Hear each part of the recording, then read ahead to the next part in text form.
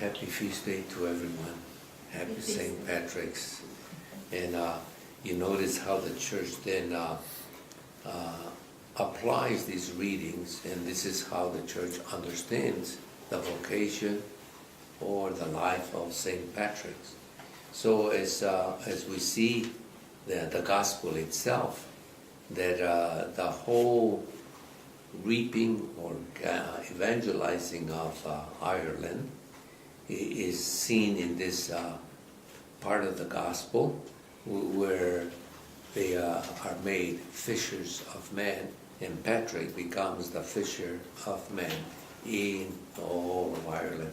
And how they made such a wonderful catch that Christianity became so strong through them and sent so many missionaries throughout the world. Even today, we do have so many missionaries out of Ireland.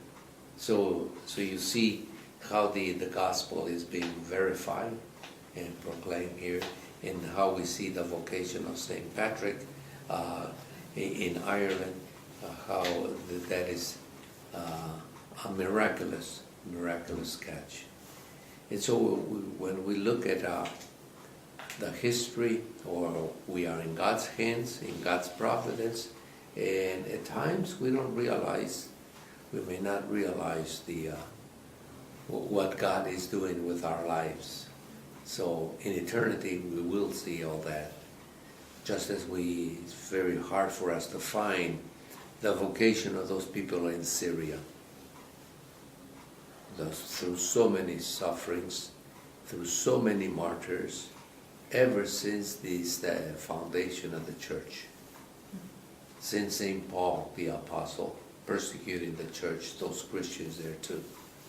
So you see, we'll never know all those things until we be on the other side and be able to see. But let's see if we can remember a little bit about St. Patrick. And he died in 461 at Down. 461. So born about the year 389.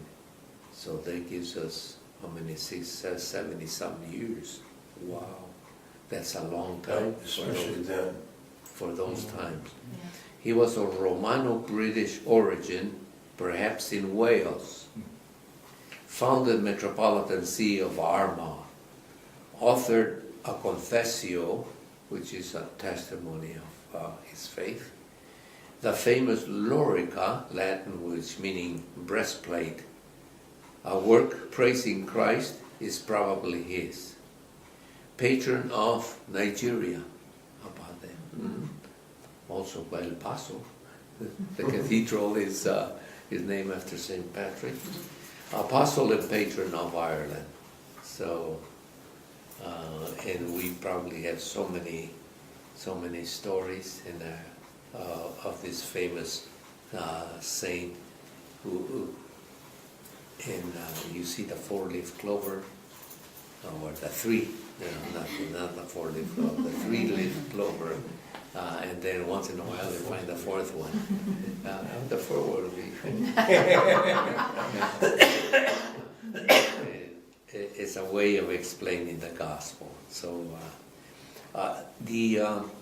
you notice in the readings, for instance, Saint Peter speaking about the gospel in a very succinct way.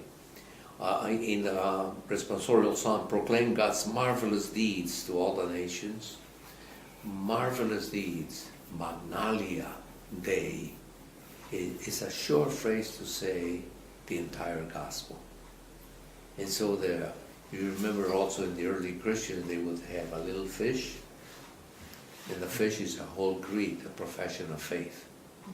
And so they would put the things, capsulize them, and with that you meant the entire gospel, the entire creed, the entire Catholic faith. So proclaim God's marvelous deeds to all nations, and not only did St. Patrick proclaim these marvelous deeds, the entire gospel, but then to all the nations. Through them, through that nation to many, many nations.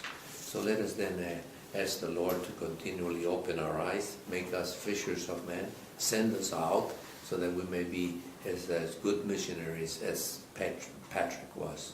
And ask everyone to please wear green today.